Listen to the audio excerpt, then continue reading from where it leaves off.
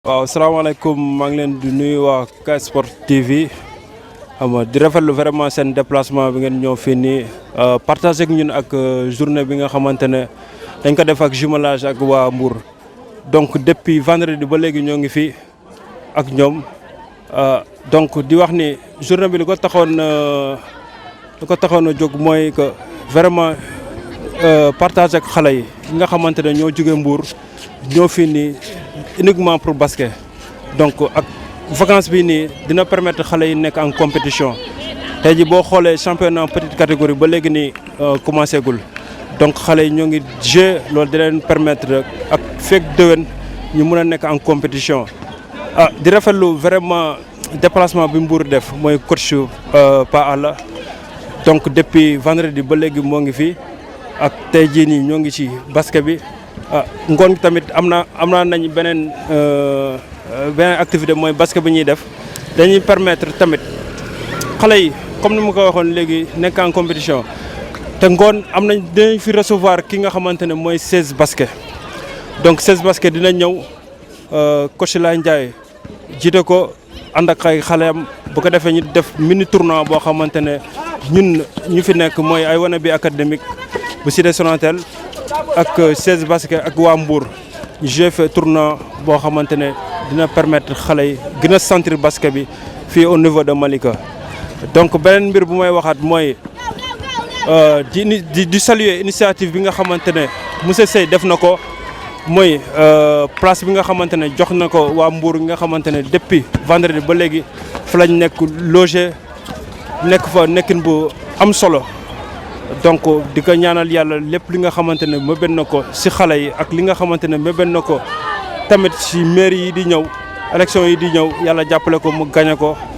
donc vraiment depuis 6 ans ba léegi moo ngi ñi ak xale yi donc c'est pas la première fois mu siy jàpp.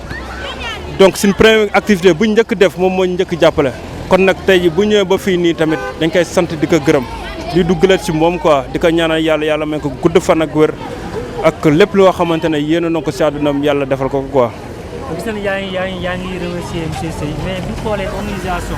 ay xale yoo xam ne dañuy jógee mu ay xale yu ndaw góor wala jigéen. waaw donc préparation bi ak accueillir leen pendant 2 jours 3 jours nekk ak ñoom. leen dundal donc organisation bi yëpp ak xale yi nan ngeen di encadré xale ba nekk ak ñoom. waaw bien avant cela nag dañoo formé benn comité de pilotage boo xamante ne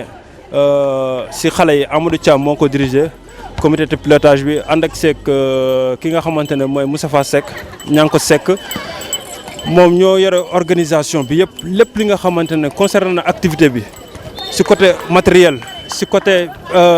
lépp loo xamante ne day jëm si terrain bi ñoom ñoo ko gérer lépp li nga xamante ne lépp luñ soxla daal ñoom ñoo comité boobu nag moo koy piloté. donc di féliciter xale yi vraiment def nañ si fulla ak fayda ba journée bi nga xamante ne organisé nañ ko fi mu am réussite totale. donc comité bi daal mën naa ne moom moo gérer activité bi yëpp ba jumelage bi jeex. donc di wax ne vraiment di féliciter waat xale yi rek ñoom ñoo jàpp si bés bi ba bés bi rafet quoi. amul ay jafe-jafe ak xale yi nekk ak ñoom surtout wala. non je vois que ni amul jafe-jafe parce que lii dañ ko préparer comme ni ma ko waxee léegi nii dañ ko préparer. ba ku si nekk ñu jox la tâche bu ngay gérer kii yow yaa gérer lii yow yaa gérer lii bu amee manquement rek dañuy naan diw lii am na foo xamante ne moo ngi soxe ñu dog régler ko mu jeex. donc comité bi daal moo ñuy jàppale de telle sorte que yenn tâches yi yëpp ñu gérer ko mu nice quoi. waaw surtout booy Malika lu may wax daal mooy que instant nañ gën a concentré wu si compétition yi parce que ñun suñu rôle lenn la daal mooy former xale yi. mettre leen mettre leen en compétition c'est-à-dire di leen organiser ay jumelage di leen organiser ay mini tournois yoo xamante ne xale bu si nekk bu nekk si terrain bi dina sentir boppam si basket bi.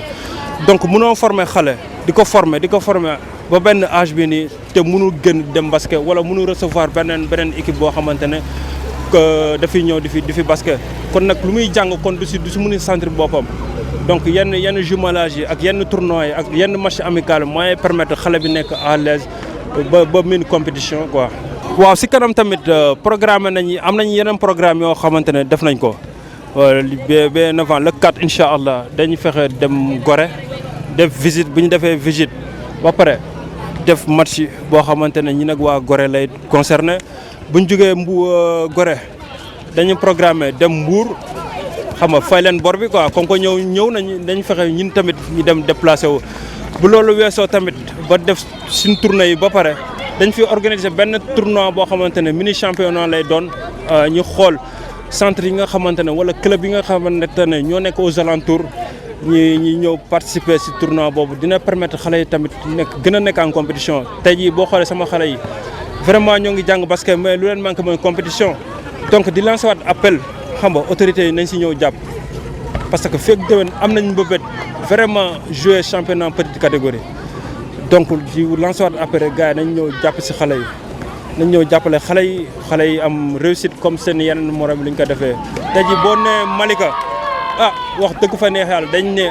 coach Omar a fa ne mais nag daam loo xamante ne benn pas la bu ñuy def mais beneen pas bi nag ñu nekk ñi nga xamante ne yàlla jox na leen ndomba tànk ka ñooñ ko war a motale tey jii boo xoolee yenn club yi ak yenn centre yi seen puissance lenn la rek mooy daam ñoo xamante ne ñoo nekk seen ginnaaw jàppale leen loolu rek mais comme monsieur Seye lu mu koy defee ñeneen ñi tamit ñoo ngi leen woowaat ñu ñëw def ko jàppale xale yi ñu am réussite quoi. waaw boo xoolee camp de vacances bi ñoo ngi prévoir woon clôture bi le 25 septembre mi mais dañ ko mujj reculer vu que ni màggal gi day xaw a jag ak kii bi ak clôture bi léegi dañ koy randal pousse ko ba début octobre nga xamante ne début octobre bi rek dañuy organiser clôture bi. mais benn avant loolu tamit dañuy rendre hommage ñi nga xamante ne vraiment suñu papa la woon. mu nekkoon monsieur Mesut Fall parce que dañuy organiser benn journée de prière boo xamante ne uniquement pour moom la en même temps tamit Abdou Rajak Kane moom it ñu rendre ko hommage ci journée de prière boobu noonu léegi le lendemain bi ñu def suñu clôture bi inviter les autorités inviter yenn centres yi ak yenn club yi nga xamante ne vraiment mën nañ participer ci journée bi quoi waaw loolu la quoi mais début octobre moom dañ def clôture camp bi fekk ñu jógee màggal xale yi ñëw après mu jeex quoi. waaw xanaa di gërëmaat vraiment ñi nga xamante ne ñoo jàpp ci journée bi mu am réussite mooy comité de pilotage du terrain bi jàpp nañ ci mu am réussite di remercier encore coach yi nga xamante ne ñoo fi nekk muy coach Ibatal ñoo fi nekkal coach Alassane coach Jacques ñi nga xamante ne vraiment jàpp nañ ci camp bi depuis le début ba maintenant ñoo ngi di ci liggéey. donc fu may terminer mooy waxaat di ñaanalaat monsieur Seye rek vraiment yàlla yàggal ko fi yàlla gën ko taxawal comme lu ma ko ñaan bu ma ko ñaanoon laa koy ñaanalaat mu yàlla may ko mu am université Chérif Abdoulaye Thiaw Laye xam nga parce que borom xol bu rafet la ku mën a yëkkati benn bâtiment jox ko ñi nga xamante ne vraiment ay sportif lañ te ku xam sportif ku nekk xam béréb boo xamante ne dafa rëb mu ne xool leen fu leen neex bu dee ci kaw la wala ci suuf ngeen occupé ko. lampe yaa ngi fa courant nga fa ndox lépp xale yi ñu ngi ci donc ku mën a yaatoo noonu rek moo ko mën a defee quoi di ko ñaanal yàlla jàppale ko bu baax si lu muy mbébét quoi loolu laa amoon lu may terminer.